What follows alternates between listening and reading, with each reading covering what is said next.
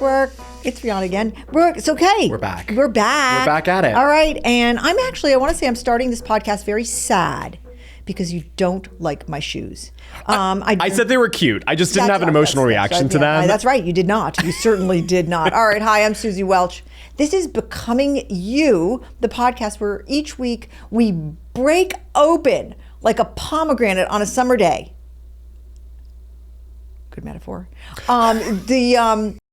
What you should do with your life, your purpose. I mean, that's what it's about. I wrote a book called Becoming You. I teach a class at NYU on the same topic, and I don't know, I'm old enough to say it's my area of expertise, which is to be a purpose doula, to use your words.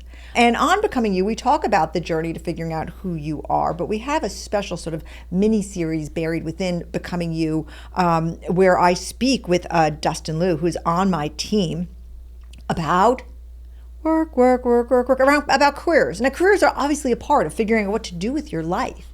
But we talk directly, like really the blocking and tackling of careers. Why are we doing this? One, we think it's really interesting and important. Mm-hmm. Two, we get a lot of DMs from our wonderful listeners, and now you're one of them, whether this is your first podcast or your 40th, you are now part of the Becoming You Love Fest community.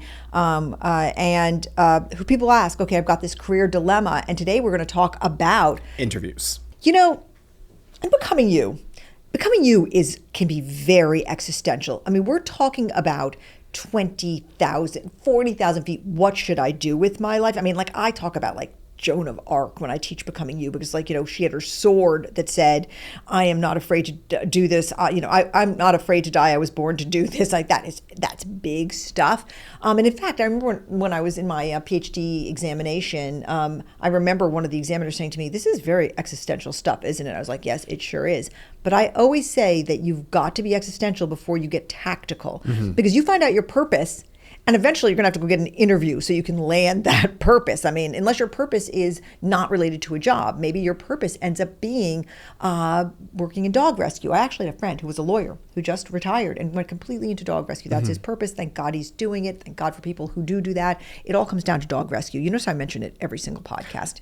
I do. All right. So, but when we get down to interview, this is as tactical as Becoming You gets. I love the blend, and I'm really psyched to be talking about interviewing and what it takes to ace an interview in this podcast. The art and science of an interview is so important, Suzy, on both sides. I love that you're bringing in your experience as a hiring manager, and I'm going to be peppering in my own thoughts as someone who has interviewed for a bunch of jobs and things that I know my friends are asking me right now as they start interviewing. Yes, you're the voice of your generation. Oh, Suzy. I'm so happy you're here. I think you should introduce yourself a little bit, because not everybody is an oldster with Becoming You, our podcast. What tell us about you? My name is Dustin. I am the Senior Associate Director at the NYU Initiative on Purpose and Flourishing.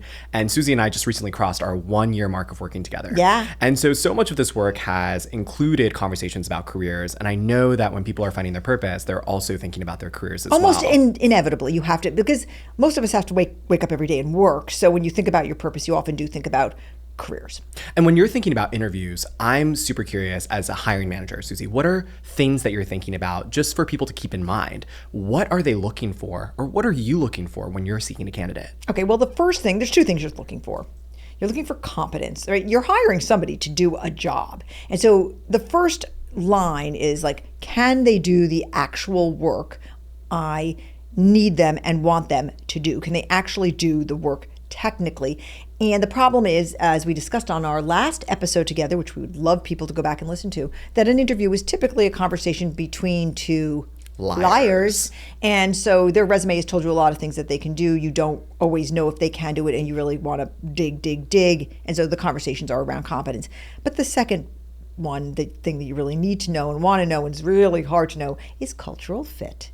You know, will they work as part of your team? Now, you want to desperately avoid what I call in my management class at NYU Stern School of Business, yo bro syndrome, where you get everybody's exactly the same, okay? Where everybody laughs at the same things and thinks the same way, because that's not great. I mean, you want to have some diversity of culture on your team, but not too much, right? And you want to make sure the person is going to be happy and you're going to all like each other and that they're not an asshole. That's hugely important, because sometimes the most competent people are jerks.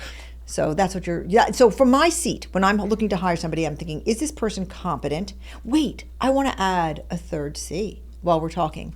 I want to add curiosity. Why? Because I had an interview the other day and the person was competent, possibly a cultural fit, but this person, who I'm being very vague about, had absolutely no curiosity about the work. This person did not ask me a single question about what we do and why.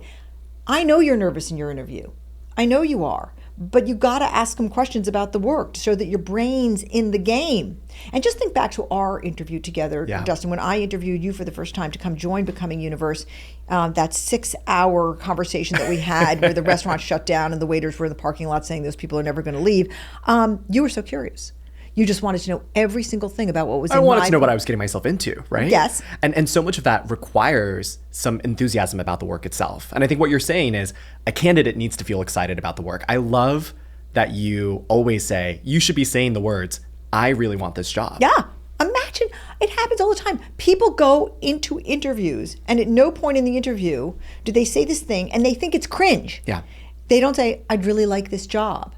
I mean, I really want this job. Do you know what that is? It's like I don't know from personal experience that it feels like heroin. Because I'm the biggest square who ever lived. But I think that it's this rush of somebody looking at you and saying, I want your job, do not underestimate. So when you are going for an interview, and you've had a lot of jobs at your very young age, like I'm looking for competence, cultural fit, and curiosity. Yeah. What are you looking for? You know, when I am on the other side of the table, I also am like a chronic interviewer. Between the years of 2020 and 2024, I decided that I was going to interview for jobs every month.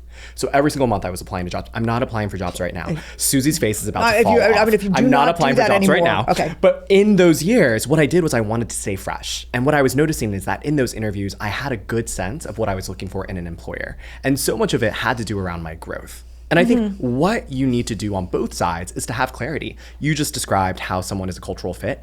What if a company doesn't have enough data for you to understand what the cultural fit is? What is the culture of a company? Well, that's bad. We've worked with so many companies that don't even know their values, don't even know their vision, their mission. I mean, if you're in that situation and you're trying to discern the culture, for me, if I didn't see a clear culture, it kind of felt like a no way. This is like saying somebody doesn't have a personality because they can't describe it. Whether you can describe your culture or not, you have a culture. And I would say it's a gigantic red flag, massive waving red flag if a company cannot describe its culture to you. It has one. It's probably pretty toxic. And so, look, when you're young and you're interviewing, beggars can't be choosers, and you're going to a place that's going to pay you the most money, they think it's the most interesting job, which will be the stepping stone to the next job.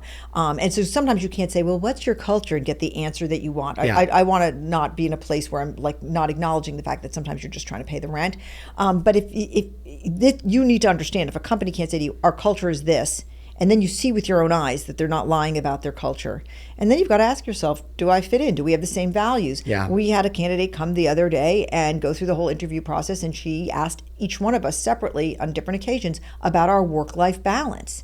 And she kept on saying to people, there's work-life balance here, right? And everybody was like, we're a startup.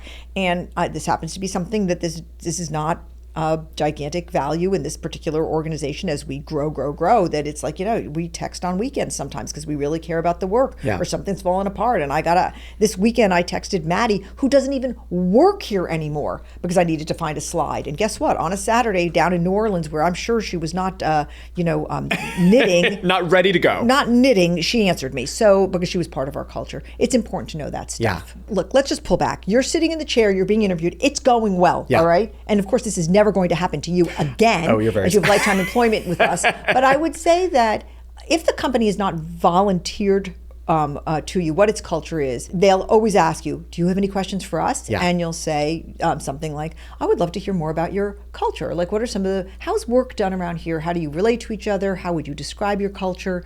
Now, this is a delicate thing, right? Because until you've been offered the job, you are the seller and they are the buyer. So you don't want to seem entitled, like, tell me about your culture. You're like, I want to check you out. So again, it's a lot of it is in how you put it. But I think you need to ask directly, what's your culture? I want to be a part of it. I know you might even say something like, it's always very important that you understand culture going in so you can be a part of it and get with the cultural norms. Tell me about your culture. I love asking who succeeds here. And I love the question, who shouldn't work here? Yes. I like that question too. Like, what kind of person really should not work here? Yes, this is one of my favorite questions to ask. I do it way at the end because it's very off-putting and it's very arresting. Yeah. But if you feel like you're about to get an offer or you've gotten the offer, then I think a wonderful question to somebody that you've developed rapport with is, hey, I have one last question, or I have an important question. What kind of person should not work at this company? And usually people are so taken aback from it, you get all sorts of real stuff. You get, well, somebody who thinks they're going to work in each department. Like, we are specialists here. You need to know that. And I want to say one thing about growth. You mentioned that when you're sitting in the chair and you're being interviewed, you're thinking, how much can I grow here? Yeah. The person interviewing you is thinking, how much can this person contribute to our bottom line? Yeah. I mean, they want you to grow. Any good human being wants you to grow, but that's not their first priority, is not your career growth. Their first priority is your contribution. It's just, you got to keep that in your head. Absolutely. So pulling back for a moment, I want to talk about preparing for the interview. Yes. We, at Becoming You, always look for people who prepare like crazy. Yes. So tell me a little bit more about this, like, Nancy Drew-esque detective work. Like, do you have stories of people who have interviewed with you in the past whose preparation has really shown up in a way that you could really acknowledge? This is the most blocking and tackling advice I can give anybody going through the interview process, which is that the person who's interviewing you is not interviewing just you. They've talked to 10 people, 15 people. And one thing that you can do to differentiate yourself is be very prepared. I have done a lot of interviewing lately where I always start the interview and I say, hi, Suzy Welch here, so thank you very much for applying for this. Let me give you some background, but I don't want to bore you. Why don't you let me know what you've done to prepare for this interview? And I have heard everything from, I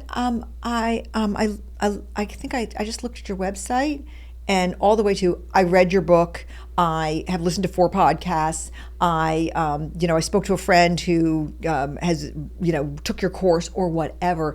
And obviously, what you're looking for is somebody who's so interested in the job, they've done the work of preparing. I get there people who've done so many interviews, they think, what a waste of time. I'm not investing an hour or 2 of my time to prepare for something that is a long shot. I get it, but I don't know. I think it's a very short-sighted way of going about things. You want to come in because you want to come in with some ideas. Yeah. And you want to say, look, I'm so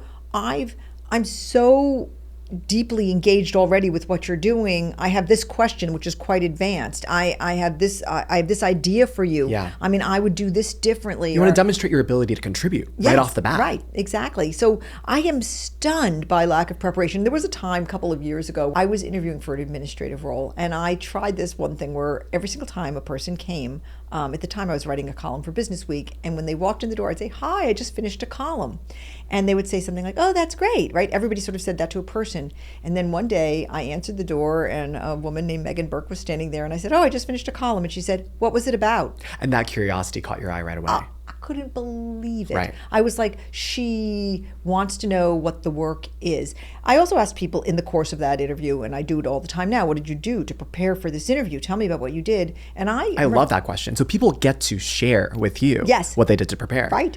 And again, you hear everything from like, oh, nothing, I've been really busy at work, all the way to, I remember one woman who said to me once, I drove to your house last night to make sure there was parking. I thought, oh, that is somebody who's resourceful. That's someone who's thinking ahead. That's resourceful. Yeah. I like that. Now, of course, for whatever role you're interviewing for, what you're looking for in their prep varies, but you want people to care enough that they're coming fully loaded with ideas. And tell us about what you did to prepare for your interview with me. With you, I did a lot of work reading the manuscript you had sent over Becoming You. I looked over the websites.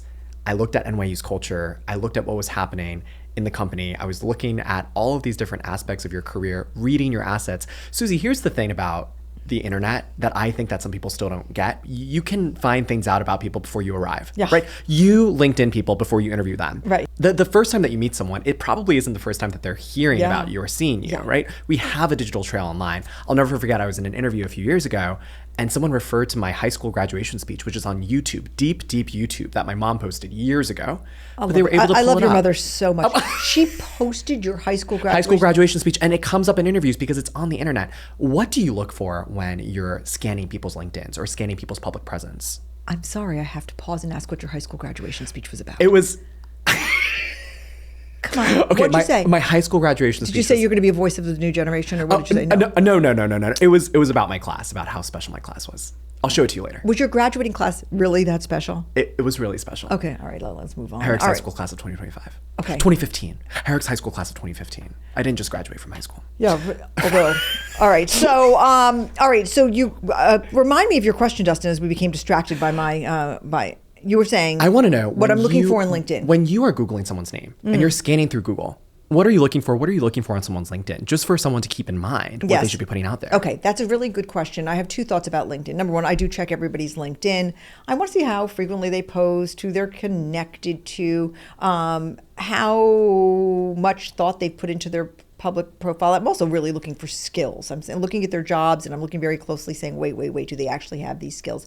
Here's this other thing I want to say about LinkedIn. When you apply for a job on LinkedIn, you have the ability to write a note with your application and those stand out. Yeah. I mean, if you want the job, write a note explaining why you want the job. As a person like me who goes through hundreds of resumes, when somebody says, I really like this job because of X, Y, and Z, I'm like, thank you. Thank you for giving me your context. Do not sleep on that functionality. That is a very good functionality for you to take advantage of if you really want a job. I want to talk about how the interview actually starts even before you get in front of that person, either on Zoom, on a phone, or in person, right? So we talk a lot about how the interview starts when you have your first email. Yeah. I mean, I have been in situations in other organizations where someone is so rude to our administrative assistant. Yes. That they get cut before they even arrive. So rude. I mean, tell me more about this from your experience, how the data actually starts getting collected even before you start talking to your hiring manager. Yeah, absolutely. I mean, it does. It starts with the first communication. Do you think people don't talk in companies? Like, this guy was really rude. He didn't get back to me for 3 days. It was everybody talks to each other. And so you're looking for all sorts of signs. You're going to have to work with this person. And so you're trying to suss them out because everybody's going to put a good face on during the interview. And you want to know. And actually, this brings me to references. So from my seat, I always talk to references because you need to have some kind of third-party confirmation of what this person is like. I spoke to your references, and everybody confirmed you were perfect. Oh, I know, but actually, they gave me good advice about how to manage you. It's very hard to find people who are willing to speak candidly. You've got to do the work, but also you've got to give references to people. And so when they're asking, give them references, and actually then do the hard work of preparing your references. I want this job. This is what they're looking for. Please help me get this job. And for you got to me, put in the work. You got to put in the work. So, Suzy, I have a lot of friends who are leaving jobs that they are not super satisfied in. Yes. And maybe they are just poor performers actually Right. at work. It just doesn't fit their aptitudes. What advice would you have for them if they don't have many references that they can draw on? This is something that I'm hearing a lot. Right. Again, I think that the answer is honesty, where you would say to the hiring manager, look, I am leaving this job in a very rough place. It didn't work out for these reasons. I own this piece of it. This is not going to be a good reference. Look, sometimes a good hiring manager will call those people anyway, and then usually what happens is the person says, I'm not going to give a reference. I think you have to be very candid and say, I cannot give you the reference from this company, or I feel uncomfortable doing it because it didn't really work out. And my ownership of it is this, and their ownership of it is that. You don't want to look like you're blaming it on them. Nobody wants to hire somebody who says it was all their fault. I was a victim. You don't want it because you think you're the next victim. And then you've got to, one of the things you've got to do in your career is be collecting references by your good performance and your deep relational abilities so that, if it comes in a moment where you need a reference, you can say, I've got these 5 references. Totally. You can't burn every bridge. You've got to have references in your pocket. You just got to. What advice do you have for people who are starting to feel nervous in the interview? I mean, people are in those conversations and people are feeling really nervous and people are stumbling. What advice do you have as someone who has interviewed and has been interviewing a bunch of different candidates? I have crazy advice, but I'll stand by it. And the advice is this: say it out loud. If you're starting to become nervous in an interview, I don't think there's anything wrong with saying to the hiring manager, I'm actually feeling very nervous right now. I want this job so badly, and I'm not sure this interview is going as well as I'd like. I want to make sure you understand why I'm the right person for this job. That vulnerability, that humanity, that candor could blow the barn doors off. And frankly, if it doesn't, you don't want to work there. Yeah. So I think if you're beginning to feel nervous, or if you feel an interview is going off the rails, name that elephant in the room. I know that sounds so audacious, but I'd love it if somebody spoke candidly to me in an interview. I mean, I remember during our interview, you said to me, let's get real. And I want to get real. I want to skip the bullshit that goes on in interviews. I want to talk about the real stuff. I just hired somebody to come onto our team, and I think he was wondering, like, when's this going to happen? When am I getting the letter? And I said to him, I'm sorry, we have to spend some time together. I'm going to describe the job on its worst day. Yeah. And I sat him down. I said, this is the job on the very worst day. And he was so real in his responses. He said, you can't believe the work I've done in my life. I've done work that's like X, Y, and Z. If that's the worst day, please get me the letter. And we happily agreed. And I think that if you feel the interview is falling apart, or if you feel like you're not saying something that's landing, name it. Say it. Hey, look, I want this job. Was looking forward to this interview very much. Are you hearing from me what you hope to hear in this interview? And if not, where can I fill in those gaps? It shows a huge amount of maturity and professionalism to do that. I know what I'm saying sounds hard. Just do it. Let's close out with maybe one final closing takeaway. If someone is listening to this podcast and is about to go for an interview tomorrow, what do you want them to know, Suzy? I want them to be prepared. I want them to want the job and say so. And I want them to be candid, and I want them to show their humanity in the interview. Okay, I want them to show their humanity in the interview along with their competence. Show who you really are, because that's who you're going to show up as every single day. And if it's not a match, it's not a match, and you're going to find out soon enough. So good luck. Getting a good job, getting the job that you can grow in and thrive in is one of the greatest things that can ever happen to you in your life. The interview really matters. The interview is the stage setting. Sometimes we never crawl out of the hole we get into in the interview, and it doesn't go very well. But I want to say I'm rooting for you. The last thing that I think I love your thoughts on. A lot of my friends have these amazing experiences, but they don't know how to talk about it, Suzy. They don't know how to talk about their experiences. I'm curious, what advice do you have for folks who are in a situation where they feel like they have a lot of experiences, but they don't know how to talk about their experiences? Let's just get very existential for a moment again, because this is a big issue with people who are on the job market and people who are especially seeking to have jobs in their area of transcendence, their purpose. You must have a narrative of yourself. You must have your story knit together so that when you go in, they're not asking questions and you're kind of randomly answering them. You are going in with a narrative. I was this person. I seek to become this person. I have these values. I have these aptitudes. I have these interests. My purpose is X. That is why I belong here.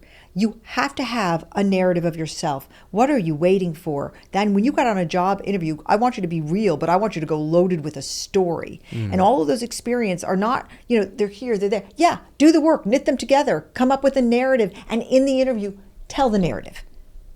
Tell the narrative. All right, well, Dustin, once again, I got to thank you for being my co-pilot here on Becoming You, the podcast about purpose and about finding the right job for you. Interviewing is very essential to that. We talk about other things on other podcasts in Becoming You. I mean, we just talk about big life stuff. Sometimes we talk about wacky stuff like why Britney Spears needs Becoming You. Go listen to that podcast. But I think all of us have gone through the process of interviews. And so I'm so psyched that we could talk about it together. This topic is evergreen, interviewing. It's changing a lot, though, because of AI, and it's always going to be changing. But at the end of the day, there's you in the room with somebody that you've got to persuade to love you as much as you love them.